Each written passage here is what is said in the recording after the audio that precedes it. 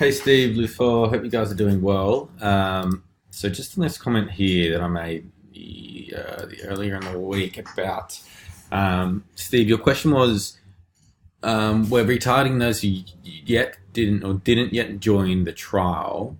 Yet if they join by phone, how can we keep from retargeting them with the messenger bot?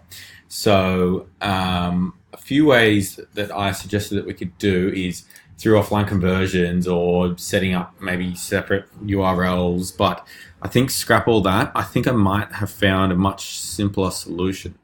So in HubSpot, HubSpot has an add-on called Ads Tool, or I think it's called the Ads add-on. I'm not too sure how much it costs, what it is. You guys probably sign up for free.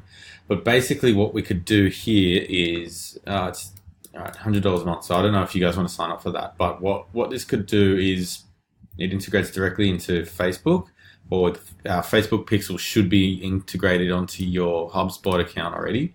Your HubSpot account. So I'll just check that it is. But you should have your pixel already installed here. Okay, cool. It is. It's installed, so that's all good. So if all the landing pages, all the funnels are built through HubSpot, we should be able to gather that data. So we can build audiences, from what I understand, using this ads tool here. This one, ads add-on. So this tool here. So this ads ROI reporting tool here. So what we should be able to do then is start to create an audience and plug that audience dynamically back over into Facebook with anyone who has hit a certain page. So obviously anyone who's hit the confirmation page or the thank you page or the order confirmation, then they've purchased. So anyone who hits the page after they've made a purchase, we should be able to, with that ads add-on tool, send that data back over to Facebook. And so what that can do here is we can use that audience, that custom audience or that custom list in Facebook to then exclude from all this marketing. So that should be added and updated dynamically and then fed back through from HubSpot to Facebook. It does, however, require this tool here. So have a think about that.